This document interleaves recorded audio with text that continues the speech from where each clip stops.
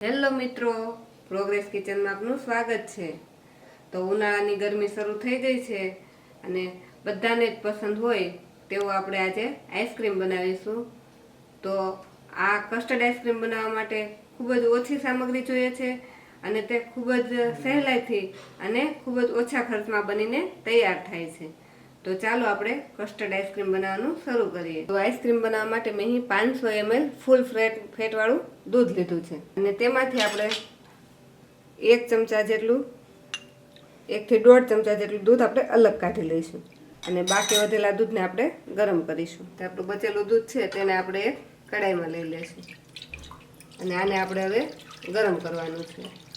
દૂધ ગરમ થાય છે ત્યાં સુધીમાં આપણે જે ઠંડુ દૂધ કાઢેલું છે તેમાં આપણે 2 ચમચી કસ્ટર્ડ પાવડર નાખીશું। કસ્ટર્ડ પાવડરને આ ઠંડા દૂધમાં આપણે સરસ મિક્સ કરી દઈશું। જ્યારે પણ આપણે ગમે તે વસ્તુમાં કસ્ટર્ડ પાવડર નાખતા હોઈએ ત્યારે તેને આપણે ઠંડા દૂધમાં જ મિક્સ કરી લેવાનો। જો ગરમ દૂધમાં આપણે એને મિક્સ કરશું તો તેના ગાંઠા પડી જશે। એટલે આ રીતે ઠંડા દૂધમાં મિક્સ કરવાથી એકદમ ઇઝીલી મિક્સ થઈ જાય છે। આપણો કસ્ટર્ડ આ દૂધમાં એકદમ સરસ મિક્સ થઈ ગયો છે। આ બાજુ આપણું દૂધ પણ ગરમ થવા લાગ્યું છે અને તેમાં પણ એક બોઇલ આવી ગયો છે। આ રીતે આપણું દૂધ એકવાર ઉકળવા માંડે પછી તેમાં આપણે અડધો કપ અને વજનમાં 100 ગ્રામ જેટલી ખાંડ નાખીશું। ખાંડ નાખી ફરીથી આપણે આને 4 થી 5 મિનિટ માટે ઉકળવા દઈશું। ખાંડ નાખ્યા પછી આપણે આ દૂધને 4 થી 5 મિનિટ આ રીતે ધીમા ગેસ પર ઉકળવા દઈશું।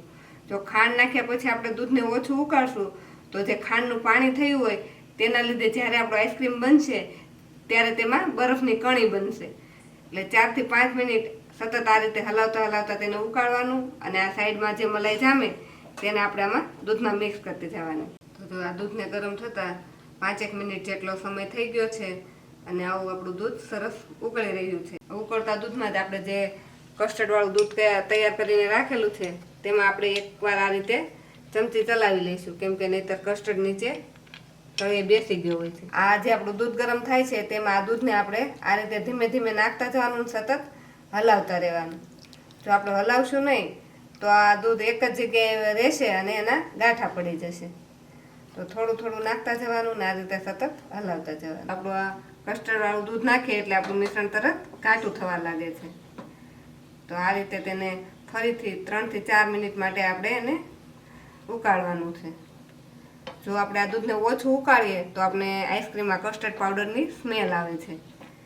એટલે ધીમા ગેસ પર આપણે 3 થી 4 મિનિટ કન્ટિન્યુ આ રીતે ચલાવતા તેને ઉકાળી લઈશું। તો આને ઉકળતા આપણે 4 મિનિટ જેટલો સમય થઈ ગયો છે અને તે એકદમ આવું ઘાટું થઈ ગયું છે। તો હવે આપણે ગેસને બંધ કરી દઈશું અને આ મિશ્રણને આપણે એક બાઉલમાં ટ્રાન્સફર કરી લઈશું। તો આ રીતે કોઈ પણ વાસણમાં આપણે એને કાઢી લેવાનું। હવે આપણું જે આઈસ્ક્રીમનો બેઝ બન્યો છે તેને આપણે એકદમ ઠંડો થવા દેવાનો છે। પહેલાં આની બધી આપણે વરાળ નીકળી જવા દઈશું અને રૂમ ટેમ્પરેચર પર આવે પછી તેને આપણે થોડીક વાર માટે ફ્રીજમાં રાખી દઈશું।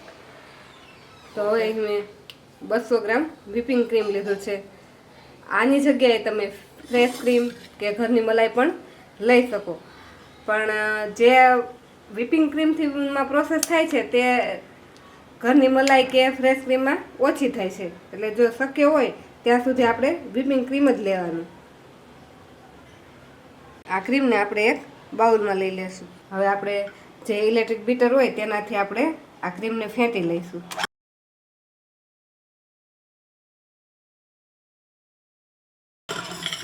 તો આપણું ક્રીમ સરસ આ રીતે આપણે ફેંટાઈ ગયું છે।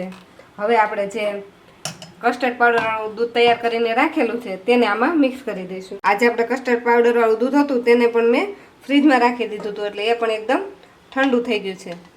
હવે તેને આપણે ક્રીમ સાથે મિક્સ કરી દઈશું। હવે ફરીથી બીટરની મદદથી તેને આપણે થોડીક વાર માટે આ રીતે ચલાવી લઈશું।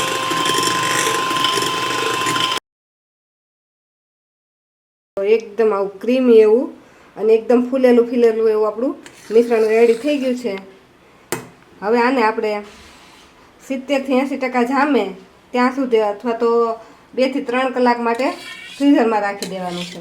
તો આને આ રીતે આપણે ફોઇલ પેપરથી કે આ રીતે પ્લાસ્ટિકથી તેને કવર કરી અને 2 થી 3 કલાક માટે ફ્રીઝરમાં મૂકી દઈશું. તો આપણે આઈસ્ક્રીમને ફ્રીજમાં 3 કલાક માટે રહેવા દીધું હતું, તો આપણું આઈસ્ક્રીમ આટલું જામી ગયું છે. તો આઈસ્ક્રીમને ફરીથી આપણે બીટરની મદદથી એકવાર ચલાવી લઈશું. 2 ટીપા વેનીલા એસેન્સ નાખી દઈશું. આપણે એકદમ આ પ્લેન જ આઈસ્ક્રીમ બનાવ્યું છે, એમાં કોઈ વસ્તુ નાખી નથી. તો આપણે 2 થી 3 ટીપા વેનીલા એસેન્સ નાખીશું અને ફરીથી એને બીટી લઈશું.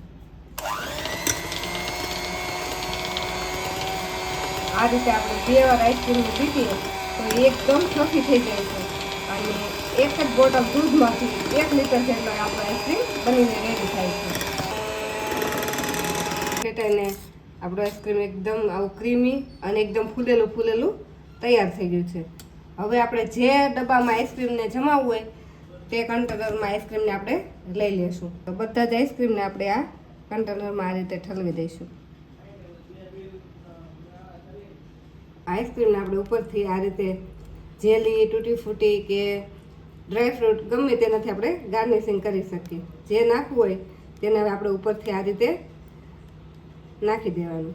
8 કલાક માટે ફ્રીજમાં રાખતા આપણું આઈસ્ક્રીમ એકદમ સરસ સેટ થઈ ગયું છે. તો હવે આ આઈસ્ક્રીમને આપણે સર્વ કરીશું.